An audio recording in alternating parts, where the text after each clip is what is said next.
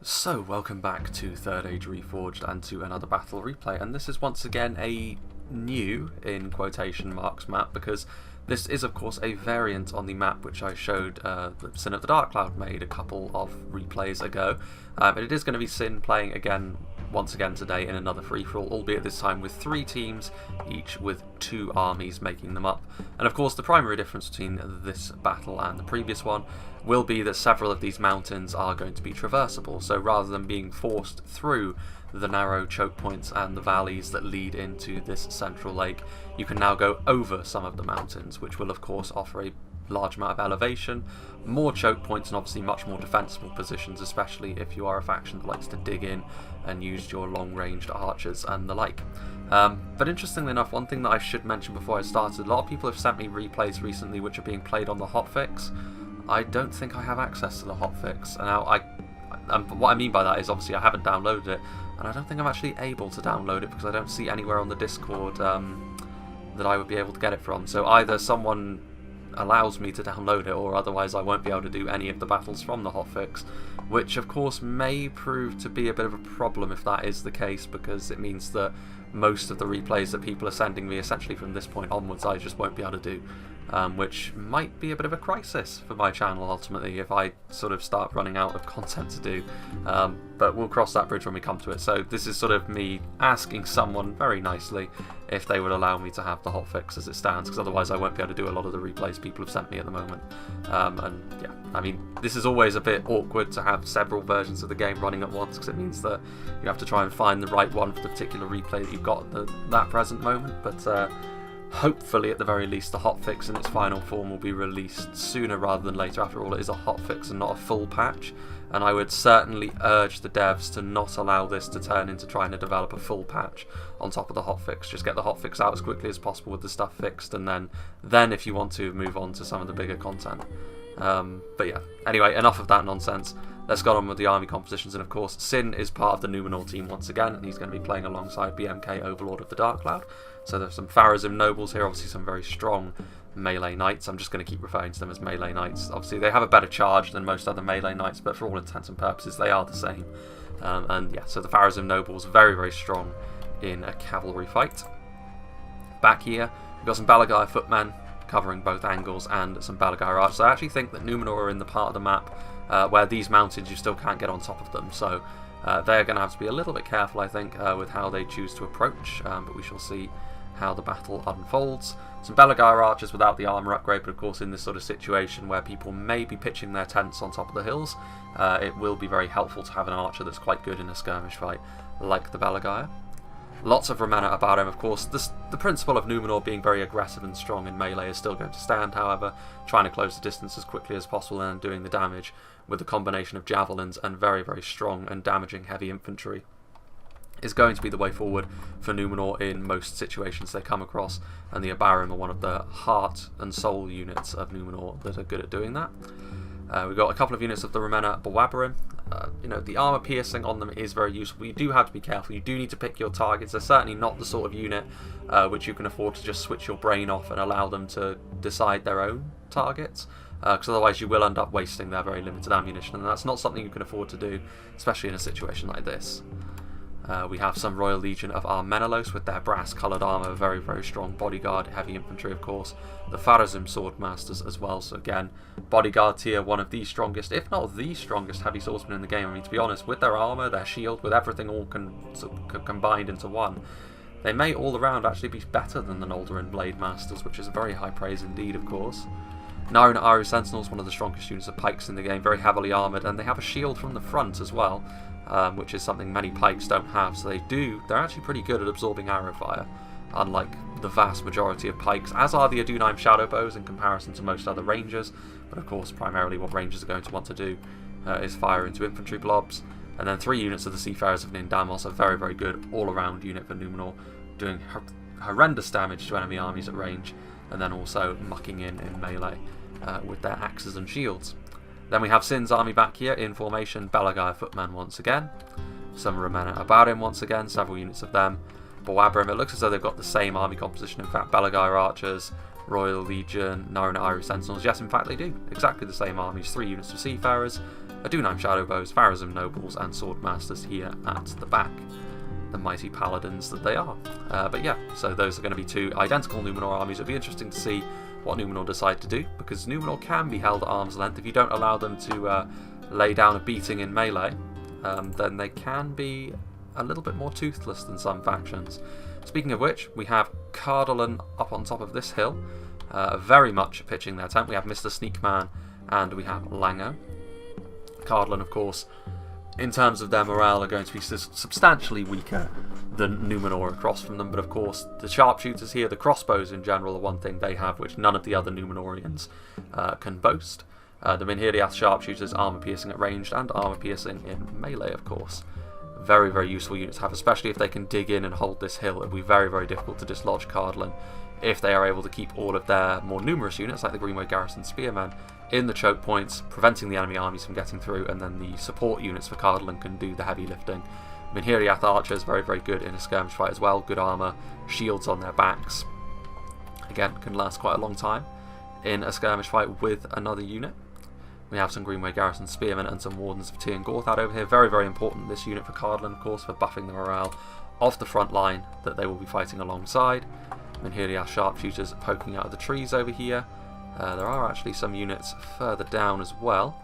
Mr. Sneakman has got some cavalry, some Dunedain commanders and some Tharvad riders. Cardolan's cavalry in general is incredibly damaging off the charge, but you do need to keep it moving because it's entirely made up of lancers and that sort of cavalry. So you really don't want them to get bogged down, otherwise they will not perform as you would expect. But if they're charging, they're incredibly dangerous. They're also quite fast as well, so difficult to catch up with. Wardens of Tir Gorthad over here as well, some Dunedain captains, Tharbad warhammers, a full complement of Minhiriath men-at-arms, sort of decent functional infantry for the front, nothing too special though, and some Minhiriath spearmen at the back, who interestingly enough have a very small AP value, but it's not substantial in the same way that something like the Citadel Guard or Ramona and Ardukadar have, so they are definitely not miracle workers to say the least. And then Lango, the rest of his army, Minhiriath, men-at-arms, gatekeepers, some more sharpshooters, some Minhiriath archers over here, Dunedain captains, and he has got a pretty substantial cav force as well, including the melee cavalry that they have at their disposal, the mercenary cavalry, the one unit of non-lancers that Cardolan can field on horseback, but they are very, very basic melee cavalry. So it's not as if they're going to be on the same sort of level as the kind of melee cav that Dol Amroth or Khan can field. They're very much just there to try and help the lancers around the battlefield and make sure they don't get swamped by enemy cav. And also as the Royal Court of House Thorondor, of course, the strongest unit of cavalry Cardolan can field. Nice unit of heavily armoured multiple HP lancers. And then the final team on display today, we have Rhudaur, played by Inarius. So we've got Smetanwall's Troll Hunters and some Witchrealm Enslavers. Franadine Berserkers, the rest of the army over here. Franadine Nobles. Need to be a little bit careful actually. If they're all alone, then the Cardolan cavalry could just swamp them. Dunman Pikemen and some Rhudaur Swordsmen. A couple of units of Rhudaur Marksmen and some Clansmen over here. Rest of his army just sort of hanging out. There are some Coldfell Maidens, which is good to see. Very, very reliable unit to have for those Javelins that they throw. And then over here, we have getting ready to pitch their tent on this mountain. We have Engsvits, Rhudaur Marksmen, Rhudaur Clansmen. Very similar kind of army. Franadine Pikes over here. Lots of Rhudaur Swordsmen as well. Swordsman, Marksman, and yeah, that's pretty much it. I mean, they're in a big giant blob, but you know what to expect from Rhudaur, really. But there will be a cut at the start of this battle, because of course these three teams are in sort of separate corners of the map, and it'll take them a while to sort of figure out how they want to approach this battle, I think. Because I don't think any of them will want to be hyper-aggressive. They'll definitely want to carefully consider their options, but yeah, I'll make a little cut and I'll rejoin when the battle is beginning. So interestingly enough, actually, not as big a cut as I was expecting there, as the Rhudaur Marksmen start to open up on the Cardolan forces that are actually advancing towards them, largely moving off their mountaintop, interestingly enough, and coming to the back of the map over here to engage with Rhudaur in this very same valley that we saw Loft, Lorien and Isengard go at it, and of course both of those factions at that time also took a lot of damage as well. We can see over here that the Coldfell Maidens and the Franadine Nobles have moved forward, with Numenor starting to probe the lines with their very limited units of cavalry, but nonetheless very strong. You can see Numenor, it's going to take them a while to move across, but in a free-for-all, not necessarily the worst thing to happen. The faction that should be most concerned about the route they're taking, however, is Cardolan, because of course this will mean that Cardolan are going to be trapped between Numenor, the advancing Numenor army, and the forces of Rhudaur as they continue to dig in their positions. Interestingly enough, over here you can see the Minhiriath archers, both units of them. Certainly as a skirmish archer, they are going to be stronger than the Rhudaur marksmen. The Rhudaur marksmen may have more ammunition than the Minhiriath archers, but here it's going to be a matter of having the armour and having the shields, which is going to give the distinct edge to the Cardolan troops in this particular situation. But not the worst thing in the world for Rhudaur. The Rhudaur marksmen are certainly not the be-all and end-all for them. They will be able to tank these casualties fairly easily, of course, as evil men. They have quite a lot of disposable manpower, but interesting enough, you can see here mercenary cavalry moving forward. Not sure I would have used the mercenary cavalry for this. If you are intent on sort of charging in with your cav, it might be better to utilise your lancers rather than your melee cav, because while the mercenaries are probably the cheapest unit of cavalry that Cardolan have fielded today, like a charge like that from the Tharbad riders would have absolutely flattened the Rhudaur marksmen, although it also potentially would have carried them right on through into the pikemen. It would have been so vicious. So I don't know. I mean, this cavalry is going to be much more useful performing its role as melee cavalry rather than charging in like this, which, to be fair, considering the Rhudaur knights and the Numenor knights are going to be important here. They're going to charge in once again, but this time the spears are going to be able to counter-charge into them as well, so Lango needs to withdraw his mercenaries quickly because they are fairly isolated from the rest of their army, and in melee with spears you can see that they're already shaken.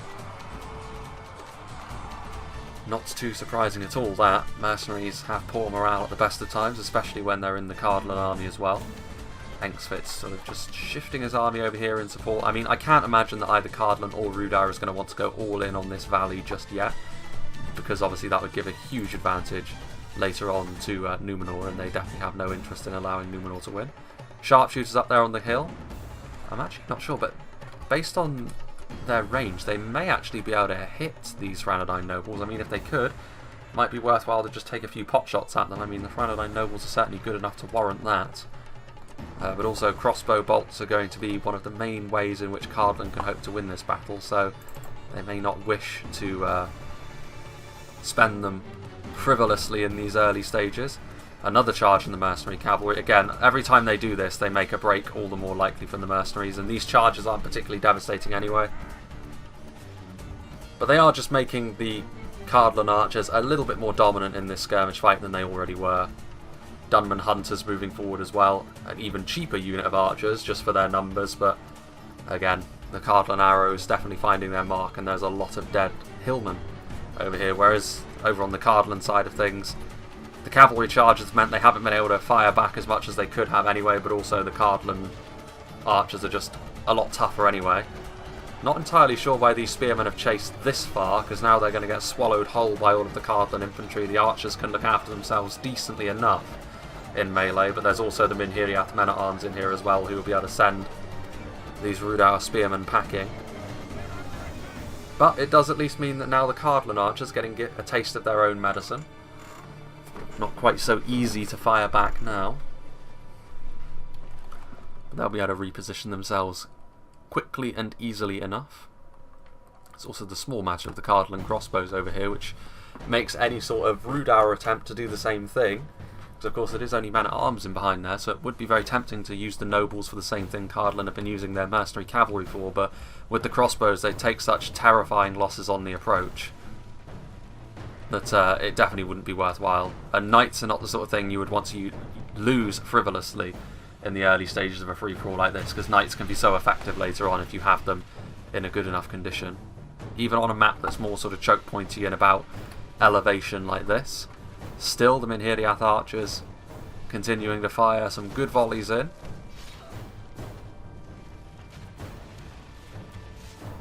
Yeah, the Rhudaur marksmen, their lack of armour is really being exposed here.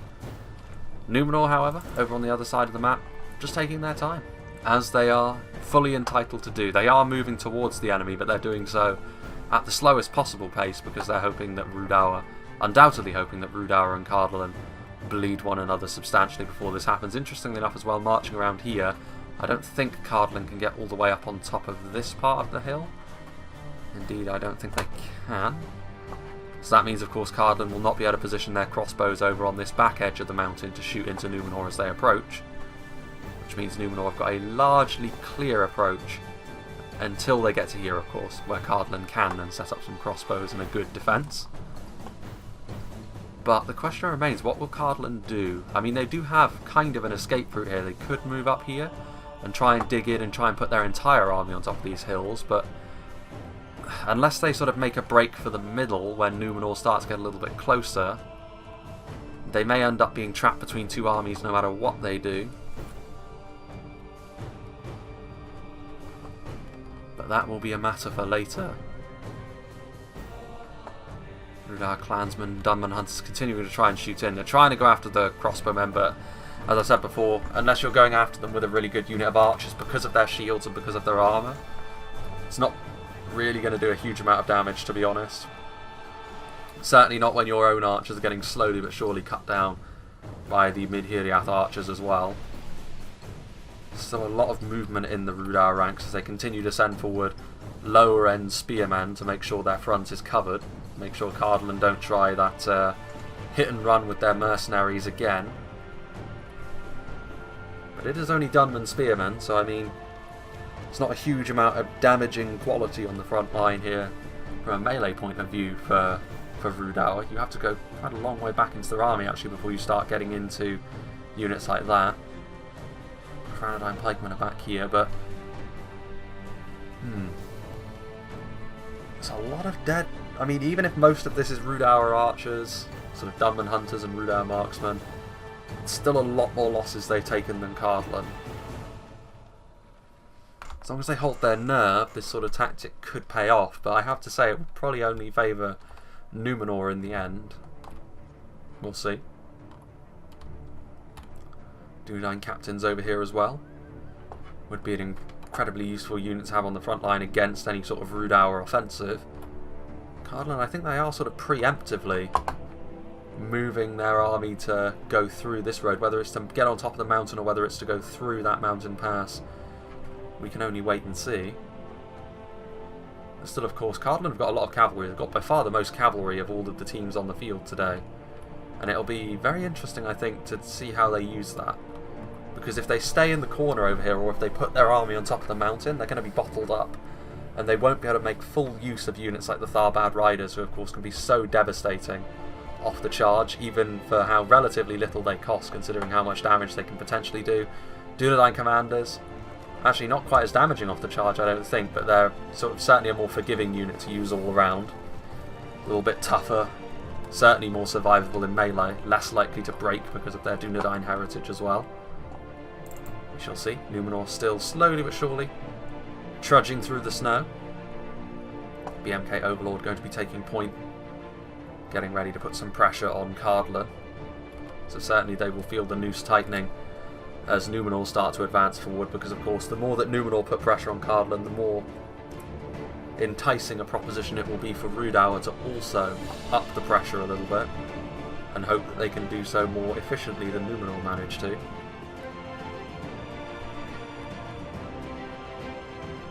I mean, it's not exactly the most enticing proposition to go through this open area here, because while they've had really an easy time of it so far, Numenor not put under any pressure at all, as soon as they start moving across here, they've got Midhiriath sharpshooters moving on the way over here already, Cardolan.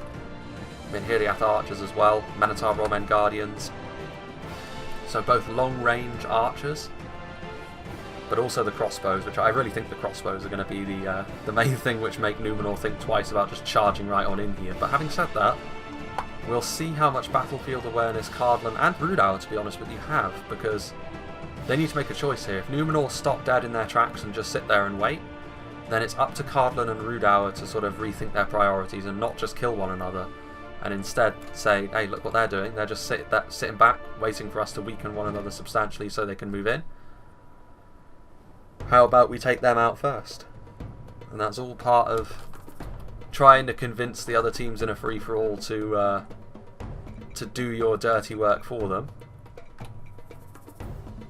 Something actually in the last free-for-all I showed on the Old Forest Road map. Something that was brought to my attention afterwards was apparently the Cardolan player went after Lothlorien because that's what the Arthur Dane Numenor team told him to do. And my only response to that was, listen, other teams are never going to have your best interests at heart. They want you to perish just as much as just as much as anyone else, just as much as the team that you're going after. Cardolan, meanwhile, this has been a very sloppy retreat, I have to say, and immediately Rhudaur have jumped on it. The Rhudaur Knights moving forward, charging into the Minhiriath archers, carving into them. Mercenary cavalry is now moving forward. They need to be a bit careful though, because these are Dunman's spears. I mean, it looks like they're just going to charge right on in. They're in loose formation, to be fair, and they are relatively low tier spearmen, but this is not a fight that these mercenaries want, really. Giving spear militia an easy way to make themselves pay for themselves is not what you want to be doing. The mercenary cavalry has now been caught by the Rhudaur Knights as well, the Frontline nobles, and those armor-piercing attacks they have in melee are going to be real nasty. Cardolan, though, they are going to leave, and I think they are. They're just going to punch right on through into the middle, which is a very interesting thing to behold, actually. What have we got going on over here? Dunedain commanders and Royal Court House the Rhudaur tangling with the Frontline nobles. I mean, perhaps with their powers combined they can win that. I mean, the Rhudaur Knights definitely don't have as good defensive stats as many other knights in the game. Both their armour and their melee defense is a little bit lacking. But they do have armour-piercing attacks in melee, which is something that no other knight can boast. No other lance knight. What are they going to do now? I mean, the Colfell Maidens have charged over the mountain now. It's a very large Cardolan force marching through this valley, but I can certainly see why they've done this, Cardolan, because if they just sat still, they would have been a sitting duck, caught between both of the enemy armies.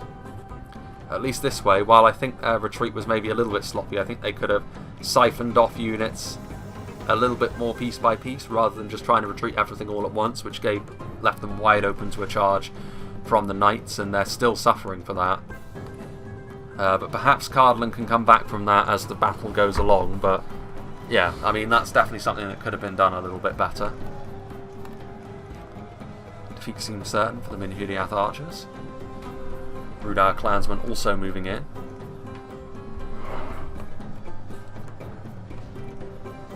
Rhudaur swordsmen thinking about moving further forwards, but I think it is interesting though that Cardolan are not sending up any more troops to this mountaintop over here. I can't help but feel as though they do need to get some units up here, otherwise Rhudaur are just going to be able to come in from behind and do some damage to the Cardolan men that are still up here. Although again, I feel as though this hasn't been very well executed from Cardolan at all, because I think the more that I look at this actually, the more I'm thinking they didn't actually intend to keep their troops on this mountain, and they wanted to retreat everything through the middle. But it is also worth saying that Sin's army has now doubled back and is now moving over here, so Cardolan, they could end up being even more trapped than they were previously if they don't get a move on here. Royal Court House the Rhudaur moving forward, the Colfell Maidens are here. Cardolan could make this work for them if Rhudaur or Numenor get a little bit overly greedy to try and charge in and try and take advantage of this massive Cardolan blob as they march their way through the valley. But I don't know if that's going to be I don't know if that's going to happen. Meanwhile over here, yeah, this wasn't again, I have to say, Cardolan, it's been misplay after misplay so far in this battle from their perspective. Nothing too drastic so far, but this is the sort of thing which will pile up on them as the battle goes along. Dunedain commanders are never going to be a match for Pharazim nobles in melee. Don't know why they were charged in alone. As part of a concentrated effort to overwhelm the Pharazim nobles, yes. Sending them in one-to-one, absolutely not. Poor mistake, really. Well, Cardolan moving forward. The Colfell Maidens bombarding Cardolan with their javelins, but Minhiriath spearmen also moving forward. There's a huge amount of red triangles on the map now. Again, I'm not sure what he's doing here, Lango. Sending just individual units back. I mean, if you're going to use a rear guard to sort of buy time for your main army, don't use your Wardens of Tyr and Gorthad, for Christ's sake. They're such an important unit to have on the Cardolan front line. You can't afford to just toss them under the bus unthinkingly like that. Over here, meanwhile, Cardolan trying to very quickly set up a front line, but I mean, these crossbows need to start shooting now. Like, again, I do have some sympathy for Lango here because he's trying to micro all over the field, but I feel as though they should have put in a little bit better planning for this anyway, so yeah. Ramona about him over here, taking some pretty hefty losses from the crossbows, to be fair, but it's only a single unit of pikes, and again, it shows a bit of a lack of planning on Cardolan's part. If there's only a single unit of very basic pikes guarding the crossbows, then to me it shows that, you know, they've made a bit of a mess of this, I think, Cardolan. There's Dunedain Rangers forward, there's Minotaur Romain Gatekeepers, but all Numenor need to do is continue to push and overwhelm. You can see already the Greenway Garrison footmen getting crumpled, but I mean, Numenor, that could turn around and end up being a good thing for Cardolan if Numenor don't send up any reinforcements. Interestingly enough though, Rhudaur are moving forward, so we're going to get a bit of a true free-for-all once again, as Numenor threatening to get pressured by Rhudaur as they continue to move around. So Numenor,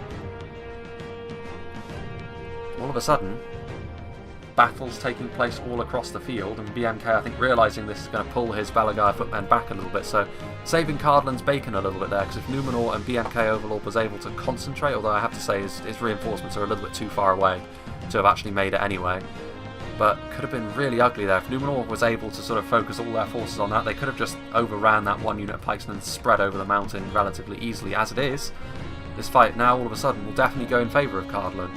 They have the Rangers.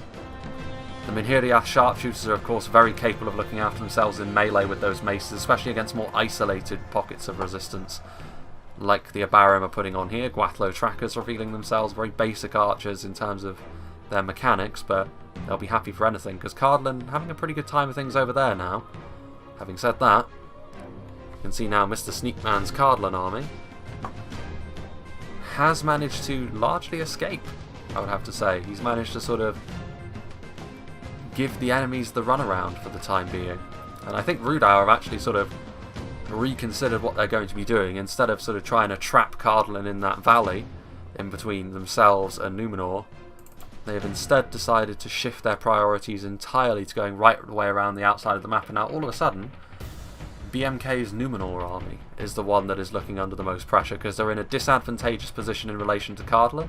Rhudaur is also here effectively preventing them from advancing on Cardolan, and the longer that they stay in Cardolan's sights, the more damage they're going to be taking here. I have to say, at this point the crossbows aren't really needed to be shot into those Ramona Abarim. Like, you shouldn't be wasting entire crossbow volleys on units of 3 infantry. What you really need to be doing is going after more advantageous targets. Like, I'm not sure how the range is going to work out, but Balagai archers, not sure they can reach them either. There's also the Rangers over here. Not very often we get to zoom in on Rangers, but again, they're firing at a unit which is very heavily depleted.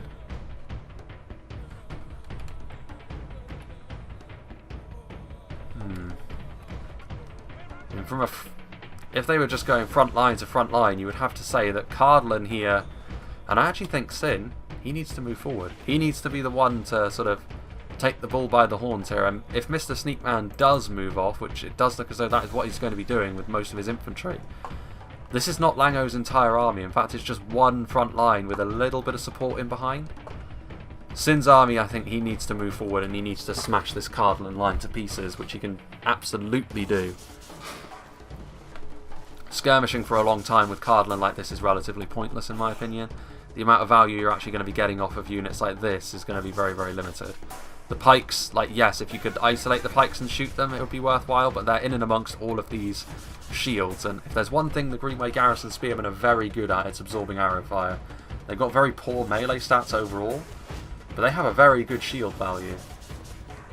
They are very capable from the front of absorbing a lot of ranged pressure, which is all they're being asked to do here, really. I mean, here the Men-at-Arms are also decent at doing that because of their armour and shields, so if I were Sin, I'd be very carefully contemplating with Mr. Sneakman moving off into the backfield. I would want to move forward. I'd want to move forward and I'd want to try and overwhelm Cardolan. And I think Cardolan see that, because you can see Cardolan are actually moving away now. If Sin had been pressuring this front line, I feel as though Cardolan would not be allowed to retreat from this. As it is, I think Sin got a little bit too comfortable in his position skirmishing there, and he missed an opportunity to really do some damage to Cardolan's chances at winning this fight. Meanwhile, over here, you can see BMK has had to leave some of his Balagai footmen behind, as he actually does also retreat, seeing that he's not going to be able to advance on Cardolan anymore, seeing the fact that he was continuing to take damage from the cliffs. He decided to move backwards. Rhudaur once again were ready to pounce on that, but I think Numenor did a better job of retreating than Cardolan. They have left one unit behind to die, of course, but that was always going to be a necessity, I think, in this situation. It's not been a happy time for BMK's army so far, but he does still have an army at least, and he will be able to forge a new plan with his ally in the north. Interestingly enough, it's almost been like a shuffle, like where all the armies started. It's almost like Rhudaur and Cardolan have now switched positions to where they were at the start of the map. The only problem with this from Cardolan's perspective is they still have units on top of this hill, and all of a sudden they're pretty far away from any support that could come and help them. And if Rhudaur chose to, I do think, much in the way that Numenor could have done, they could charge forward and just overwhelm these units before they were able to get enough kills with their ranged attacks. The same is not true, I don't believe, for the Rhudaur cavalry. They did move away a little bit more quickly than that. Mr. Sneakman, it'll be interesting to see what he does as the battle develops. Yeah, definitely an interesting fight so far. I think Numenor probably have had just the worst of it so far, followed by Cardolan. I think Rhudaur have, in spite of the fact they've probably taken the most losses in terms of sheer numbers, Rhudaur are the faction which can best absorb those, and I think they will probably be the most pleased with how this battle has gone thus far. And now will Rhudaur try and take this hill? If I were them, I would, honestly. You've got enough men. Overwhelm them, kill off a lot of Cardolan's crossbows. And if you honestly kill off all the Cardolan, although to be fair, it may be that they can't see them, they may be hidden, although they're not. Still just out in the open, they're not hidden in the trees at all. Yeah, I mean, if I were Rhudaur, I would want to overwhelm the Cardolan units that are up here, get a little bit more comfortable on the hill, and as soon as you've done that much damage to Cardolan, I would think then about turning my gaze to Numenor.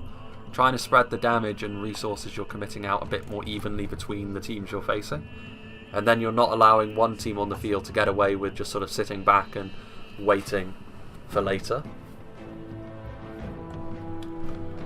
But as I said, we shall see. Pharazim nobles moving forwards as well. They have a bit of an opportunity there, no. Is this charge going to be good enough? I mean, the Doomsday commanders with the downhill charge, but the Pharazim nobles are just such a powerful unit. Tharbad riders are going to be able to surround the Pharazim nobles at this point. Will that be enough? It wasn't a full surround though. In comes all the rest of the Cardolan cavalry. This could be a fairly important... Ooh, they lost their bottle there. They've stopped. Doomsday commanders moving forward, as are the Royal Courthouse to Rhudaur. Cardolan's cavalry moving backwards a little bit. Yeah, they didn't want to move forwards, and I think ultimately rightly so. But you could see the exact moment where Carlon was like, ooh, hang on a minute, what have I done? I don't want to commit myself to this.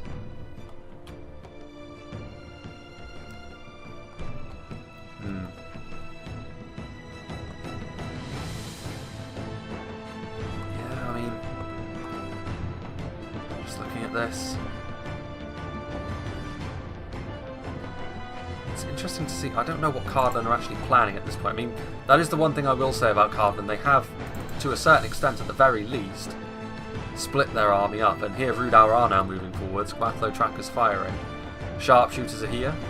They're sort of trying to make it so Rhudaur have to go as far as possible before they actually get into melee with them, which is fine, but I can't help but feel as though these Cardolan units are ultimately doomed and they won't end up doing as much damage as they otherwise could have done. Forward come the Black Walls. I mean, those are Doudna Rangers, which are going to do a lot of damage to the Rhudaur blobs as they move forward.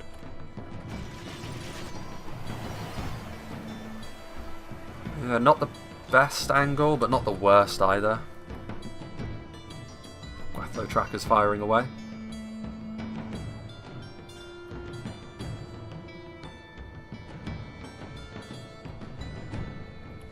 Again, these Black Walls, like, being hit by ranged units is their primary weakness. As soon as their hit points are gone, much like the Uruk-hai Berserkers, they become substantially less scary. But like I said, like, they did a lot of damage initially there to Rhudaur as they moved up the hill, but that's as good as Cardolan can hope for at this point. They are going to be trapped now. Like, Rhudaur are going to come forward with their cav, with their infantry, engage in melee, and do the business. I can't really see it going any other way. Over here, meanwhile, Pharazim nobles taking damage. I have to say, I feel a little bit sorry for Cardolan in this situation, because for the most part throughout this battle, it does feel as though Cardolan have been the one that Rhudaur and Numenor have both been ganging up on to an extent. To give Rhudaur credit, they did go after Numenor as well, but I feel as though, again, politics of a free-for-all. It could be that Numenor and Rhudaur have sort of agreed that Cardolan should die first, and then we'll work it out between ourselves for later, but it's possible that Rhudaur are being played like a fiddle here, because I can't help but feel as though they've taken the most losses in trying to bring Cardolan to heel so far, and Numenor haven't really had to do as much. And we'll see if Rhudaur realise that they're being taken for a ride. Coldfell Maidens charging in, Dunedain Rangers being dealt with. Very good from a Rhudaur perspective to shut all these ranged units down as quickly as possible. Blackwold's victory seems certain, only a fool could lose this battle. Oh, excuse me. There's the cavalry moving in and around here as well, which, that's the thing, like, if they didn't have cavalry at their disposal, it could well have been a different story. But I mean, I don't really know what they hope to accomplish, considering that the cavalry was here. I think maybe it was just a bit of an oversight from Lango, and in the end he just didn't have the ability to retreat them as well. But again, it's a shame for Cardolan that they've lost some rangers, they've lost some crossbows. At the very least, they did do some damage. Like, that's a lot of dead Rhudaur troops on the way up here. Obviously, Numenor lost a lot of troops as well, and they lost Ramona Abarim trying to move up this hill as well, and ultimately be unsuccessful in taking it. So it's not as if Cardolan haven't accomplished anything at all. But of course, in this situation, you want to try and use up your crossbow bolts and your ranger arrows in as efficiently as you possibly can.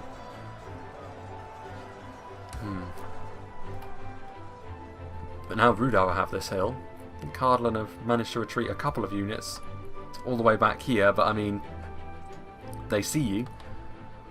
Unfortunately for Lango, he's not going to be able to get these units to hide, so he's going to have to try and shoot Rhudaur as they move forward. Once again, it's going to be costly for Rhudaur to close them down, which ultimately will play most into the favour of Numenor. So once again, we shall see, once Rhudaur have managed to take this hill, which they inevitably will, if they realise that Numenor are the ones that have benefited most from this current turn of events. Blackwold's are going to move forward though in loose. A very mob-like formation that they have, of course, being the berserkers that they are, but they're going to charge in. Minhirdiath sharpshooters are good at looking after themselves, but of course armour-piercing macemen are not going to be the best against a berserker kind of unit, because they don't have a lot of armour anyway. And in terms of melee prowess, the Blackwolds are far stronger than the Minhirdiath sharpshooters anyway. The gatekeepers might be a different matter. Halberds could be trickier.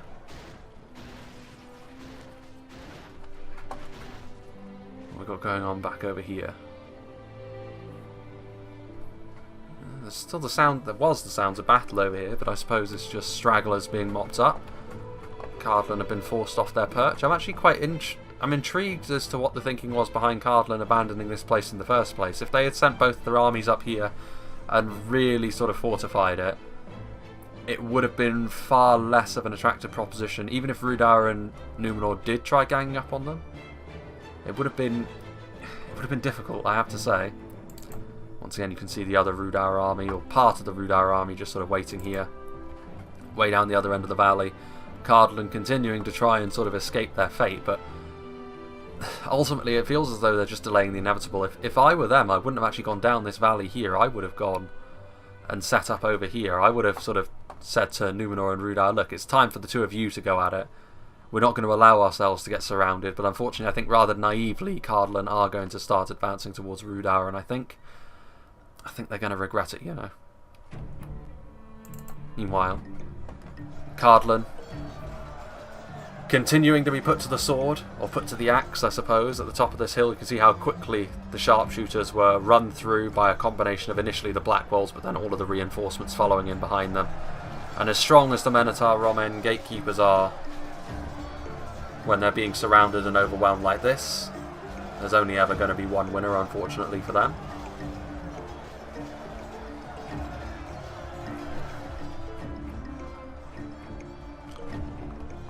Blackwolds, another unit of Blackwolds actually. A lot of Rhudaur swordsmen still alive as well, and of course this is the benefit to being Rhudaur. Ah, good. I'm glad to see... Well, no, I'm not glad to see... I thought that based on the minimap, Cardolan weren't continuing to advance down here, but unfortunately they are. And they may bring with that their own destruction, but also, by attacking Rhudaur, they will weaken Rhudaur enough for this battle to go heavily in favour of Numenor. So I think Cardolan, they seriously need to stop and think about what they're doing here. Unless they're going to just do laps around this mountain and try and once again barrel through this gap, but at this point they don't have any cover from the Rhudaur forces that have now occupied the hill that used to be theirs.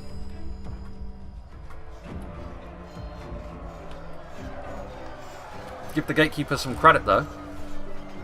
They have held out a lot longer than the sharpshooters. Although this may be because more and more there's actually less Blackwolds on the front line. They're being just replaced by standard Rhudaur swordsmen, who will of course do their damage far slower.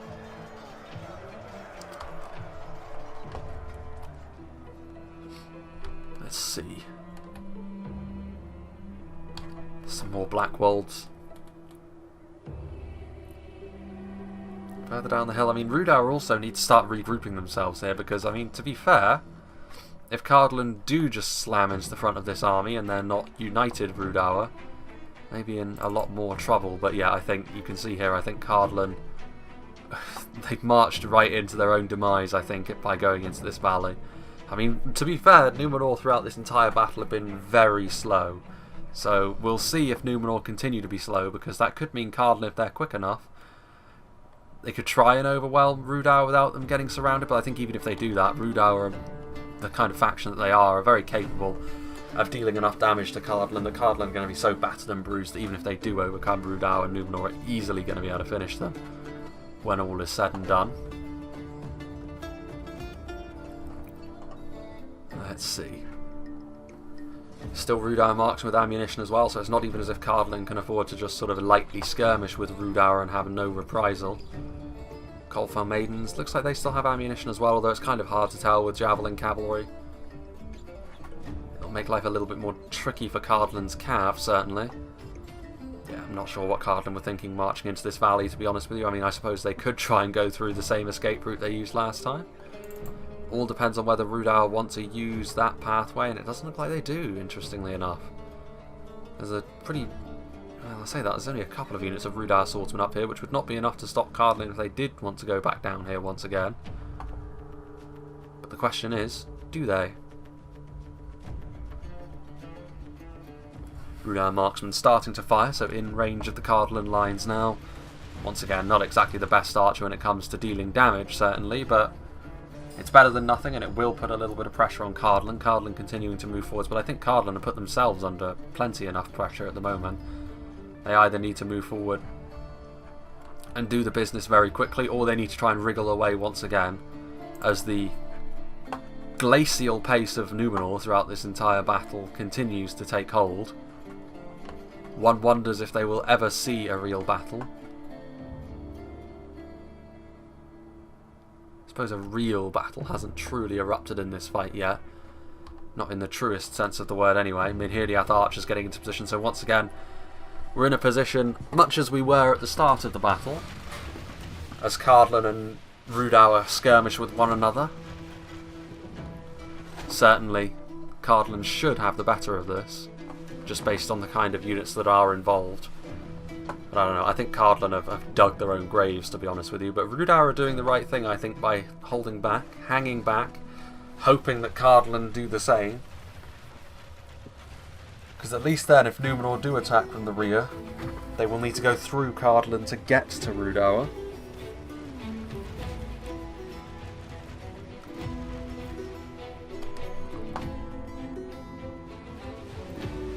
Arrows still whistling through the air. It's not a huge Cardolan army that's left, really, when you think about it, is it? When you consider the amount that Rhudaur still have. Here are Numenor. The question I'm interested to see is what Numenor will actually do here, whether they will continue to sort of play the wait and see approach, or whether they will finally take the bull by the horns and move in. BMK wanted to do that earlier in the battle to give him his credit, but he was prevented from doing so by Rhudaur in the end. There's a lot of cavalry still over there, but is this the kind of map that allows you to utilise cavalry to the extent that Cardolan maybe would have wanted based on the compositions they've picked? I'm not so sure. Do Cardolan have a rear guard ready to meet the advance of Numenor? I'm assuming not, because their troops are still pointing the wrong way, though I'm sure they will get back into place quickly enough. Greenway Garrison Spearmen and Tharbad Riders chasing off the Frontline nobles. What Rhudaur do is also going to be pretty interesting here, I think, because I feel as though if they move forward, like with how savage they are on the attack, with their units like the Ettenmoor's Troll Hunters, they will be very capable of doing the damage to Cardolan quickly that would be required, but they would take losses while doing so, which would make it, of course, not a good idea, because they would then be effectively handing the battle to Numenor, gift wrap all tied up with a little bow. Still these Rhudaur clansmen as well. Some of them are armour upgraded and some of them are not, so I assume Engsvits are the ones that have got the upgrade. The chain and metal plates in comparison to just the furs that they normally were. Sin, meanwhile, continuing to sort of go back and forth. It is interesting to me that Sin's army is still effectively the one in reserve here. But Numenor are setting up position here in this valley, and they are shooting as well, so Cardolan, based on the path that they have chosen, now find themselves trapped just as surely as they would have done anyway. Only this time they don't even have their hilltop position, so all of that work to escape rendered useless by themselves, to be honest with you, based on the fact they chose to return in this fashion once again. Once again they're going to try and make a break for it. And interestingly enough, based on what Rhudaur have done, based on the fact that Rhudaur have largely vacated the hilltop, they're going to be allowed to. I mean, the Frontline Rangers are here, which they're going to be able to deal a frightening amount of damage if the angle for them is correct, but once again Cardolan are going to try and run. I don't blame them for this, but they put themselves in this position, to be honest with you, so I don't have the most sympathy for them at this point. And Rhudaur are doing the right thing by moving forward and I think preventing them from retreating. I mean, this will ultimately play into Numenor's hands, but I think just they can't be allowed to run away again. They've made their bed and now Cardolan have got a lie in it, in my opinion. And in come Rhudaur. Certainly I think the moral victors in this battle have been Rhudaur.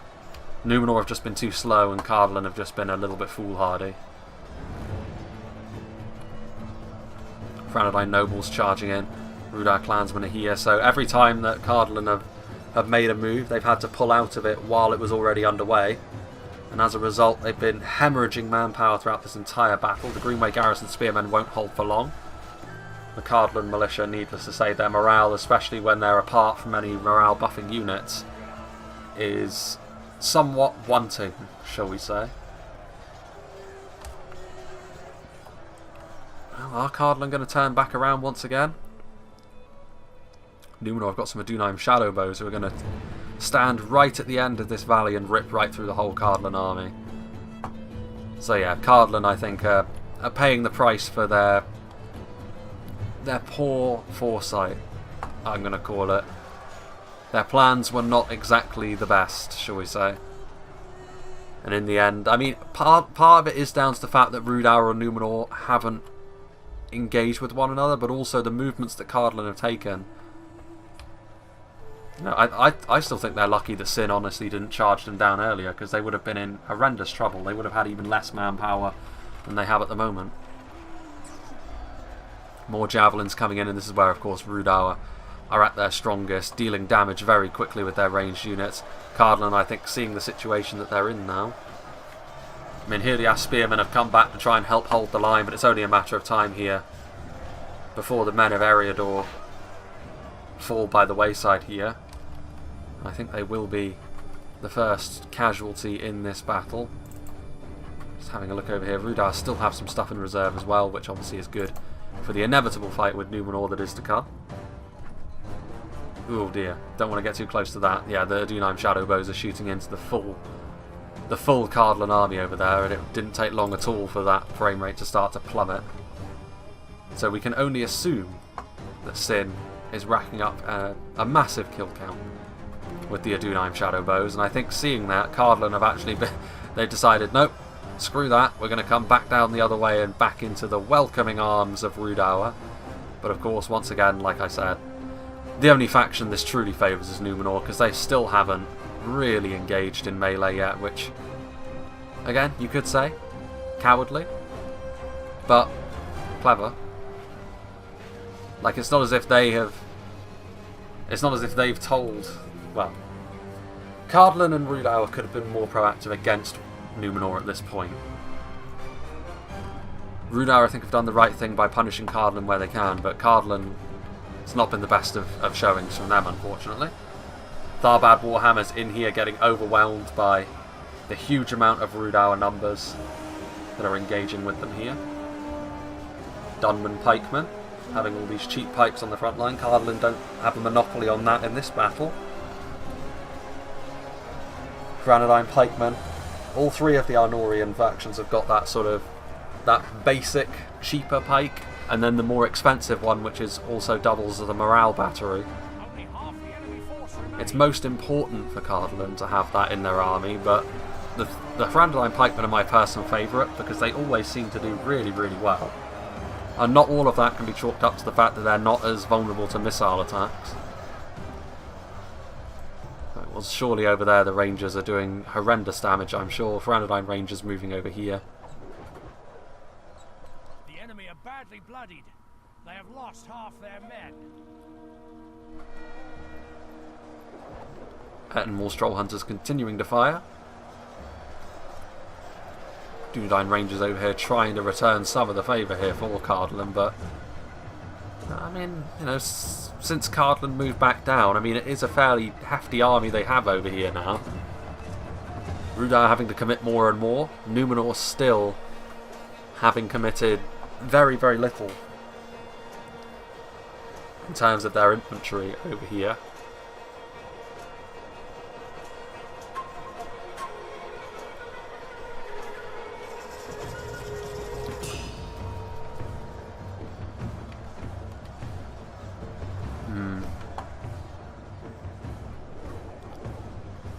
More javelins being thrown. So surely it's only a matter of time before this Cardolan front line breaks. I mean, they're under pretty heavy pressure. Very nasty damage being done to them. Yeah, and you can see here that some of their bulkier units of line infantry are now starting to vacate the fight.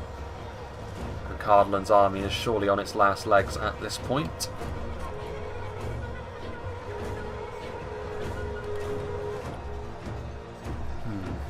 Still not much in the way of Numenor though, and I mean at this point Rhudaur is probably realising the enormity of the task that lies before them. I think Numenor, to be honest, I think they've been handed this battle on a silver platter. I don't think it's been anything they've done, to be honest with you, which has put them in this position, poised to dominate the battle. I think it's just been not a lot of foresight going on between Cardolan and, to be honest, Rhudaur. Rhudaur had the opportunity, I think, to put the pressure on BMK earlier on in the battle as well. They chose not to. They chose to let him go away. Yeah. Like I said, I feel as though Rhudaur, by taking that hill from Cardolan, by killing off all those crossbows and the Rangers, they could afford to take it easy for the rest of the fight. But instead, they've... Normally, I think being proactive is a good thing, but in this situation, they've put too much of themselves on the line against Cardolan here.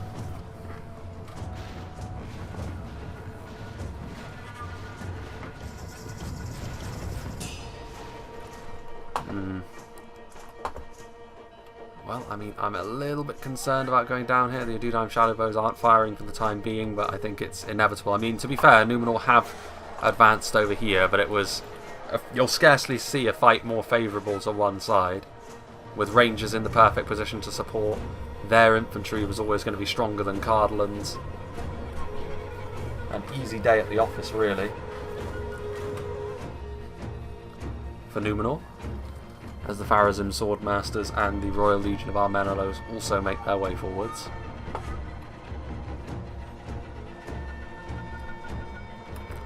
But yeah, I mean, now Numenor also, they should be able to attack Rhudaur from two sides. Based on the fact that we only have 10k frames left, I would actually imagine that this fight is probably going to be fairly short and sweet from here on out. 42,000 frames is quite a long one overall, but most of this has been sort of plagued by this chase which has been happening.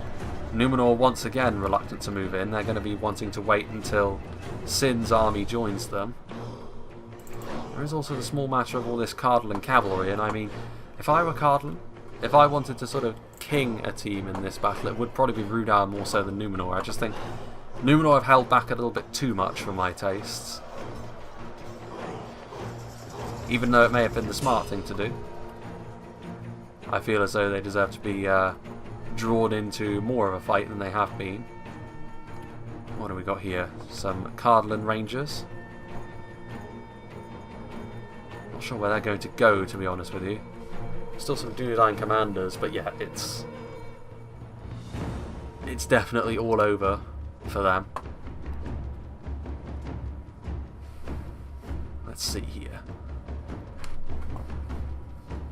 There really is nothing left for Cardolan at this point, is there? Other than that cav, of course. The rest of Sin's army is going to make their way over the hills, and I mean, at this point, come on Numenor, you're taking so long that I'm going to go to times 6 speed until something happens. Truly a glacial pace that was adopted by them in this battle, I have to say. Look at this, even on times 6 speed. They're both sort of just, both armies are just sort of going in and out like waves. What's happening over here? Nothing. All of this Cardolan cavalry going right around the houses. Right, come on, guys. There's not that many frames left in the battle. These armies are going to crash together at some point. I mean, Numenor are going to win this, certainly, based on the quality they still have left, which is why I'm not sure really why Sin is being as cautious as he is. Rhudaur are there for the taking. Especially seeing as Cardolan, honestly, are still going after Rhudaur. Again, maybe a little salty that Rhudaur were ultimately able to overpower them. And so they're just trying to sort of make sure that Rhudaur don't win. Which honestly is a bit of a shame. Like I said, Numenor are the ones which I feel as though have taken advantage of the other two teams' naivety in this battle, more so than anything else. Here we go. At long last, Numenor finally commit themselves to an all-out fight. And with all of the reserves that they've managed to hold back until this point, I don't think Rhudaur are going to have much left to stop the steel tide which is coming towards them. Balagai footmen over here, wrapping around the edges. Denying Rhudaur their javelins will certainly finish the battle, but even then, with all the seafarers that Numenor still have left, to be honest with you, for once, Rhudaur are going to find themselves outmatched in the javelin game. Ugh, the Dunedain shadow bows, that's a good point. We're going to have to be very careful with them around. Rangers, the game killer. Or frame killer, I suppose, would be more apropos. Apropos. That's it, not pro. I don't know what I'm on about. Seafarers taking damage. Animals, troll hunters doing their thing. I mean, certainly this is where Rhudaur can be at their damaging best.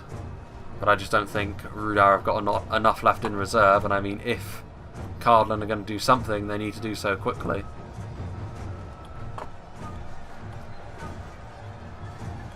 The balance of forces is evenly matched. In comes some Rhudaur cavalry to try and stop Numenor from pushing over on this side. In come the pikes as well. Very important to try and hold the Numenor lines, but they're still going to need a little bit of support here, I think, from... Oh boy. No, get away from there before it crashes. Jesus. Those are Dunedain shadow bows. Rangers in general. Let's see here. Reforged Javelins.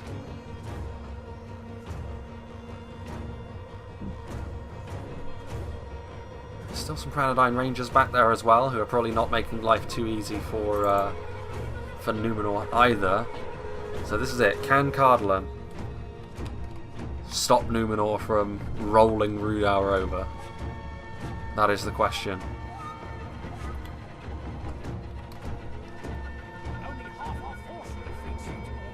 Well, the men of Wavrim are shooting at point blank, which is enough to carve through mercenary cavalry. But they will at least connect. Merc Cav, Doudna commanders, in come the Royal Court of House Thorondor. Can they follow through on the charge? I'm really reluctant to move in on the side of the line that's closest to the mountain, because that's where both units of Rangers are at this point. But Numenor actually not making as much progress as I thought they might. Where are the elite units? Are they down there? Yeah, I mean, Numenor are winning over there because they have the elite units. But here in the middle, where it's mostly just seafarers, Rhudaur are doing a decent job. And with the clattering charge, I mean, Cardolan have made life a little bit more awkward for Numenor. There goes Cardolan's general. Skewered by a Rhudaur spearman. Yeah, Cardolan at this point are gone. They did make life a little bit more awkward for Numenor than they needed to, but now Numenor should be able to commit everything to the front. And at this point, I mean, Rhudaur have done better than I thought they would, but most of that is because Numenor were finally split between two armies and finally had to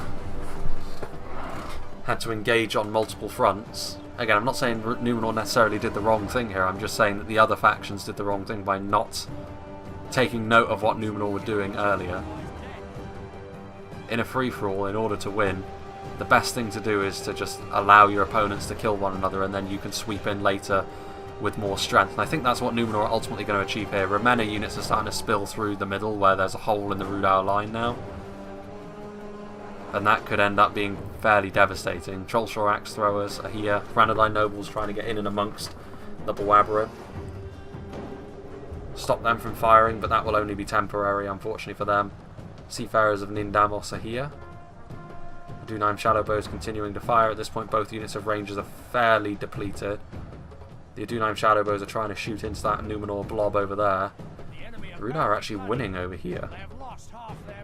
That does surprise me, to be honest with you. It must be all of the Javelins and Axe Throwers, and if Rhudaur do end up winning, that will, I think, be the main factor in how they were able to pull this off, because based on the infantry strength Numenor still had left, having, let's be honest, not engaged an awful lot, I thought they were going to win. However, a combination of that Cardolan cavalry splitting the Numenorian efforts, and, of course, these Granadine Berserkers really focusing down some of the elite Numenorian infantry, as well as all the other Javelins, of course. It's been real tricky. More tricky than perhaps I would have given credit for earlier on. But can Numenor hold on? Because, or Numenor, Rhudaur I should say. A lot of their army is now shaken. Defeat seems certain. Defeat is almost a certainty. Only a military genius could win this battle. All these things are being said. Victory seems certain, only a fool could lose this battle. Victory almost a certainty. Finally able to stop the Trollshore Axe Throwers from firing. The Pharazim nobles are in behind enemy lines now. BMK's general falls. Witchram and Slavers and Reforged Javelins have definitely done a good job on the front line. But the Reforged Javelins are not quite the same as a dedicated unit of bodyguard shock infantry. They're not on the same level as something like the Witchram Hammer Guard. They'll carry you so far, but without appropriate support, I don't think they're going to be able to stop the Numenorian advance.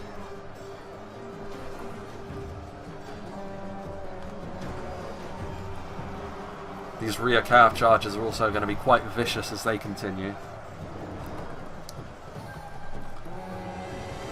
Rhudaur clansmen routing off. Defeat seems almost certain according to the announcer. It's kind of difficult to tell. I mean, the Granadine Berserkers and Reforged Javelins over here, these are two strong units in melee. Granadine Berserkers 60, Inarius. This unit of Frontline Berserkers might be the difference between victory and defeat here for Rhudaur. The Cav is doing its best, but yeah, Rhudaur still have ammo, which is the key here, I think. They still have ammunition in their Javelins, of all things, which is going to be enough, I think, to amazingly pull this battle out for Rhudaur, and I'm actually glad of that, because Rhudaur have been playing an active part since the beginning of this battle, and I do think they deserve the win, to be honest with you. They've certainly fought every single enemy army on the field today, and I feel as though it would be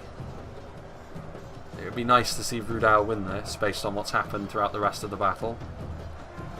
Over here in the middle though, Numenor are probably going to pull out some kind of win, although no, the Reforged Javelins over here are doing a job as well. And there's still the Troll Hunters to try and deal with that when all of these units have been mopped up anyway. Fairly desperate measures over here though, with Rhudaur Marksmen on the front line, 1,000 frames left in it. Frontline Berserkers marching their way across now.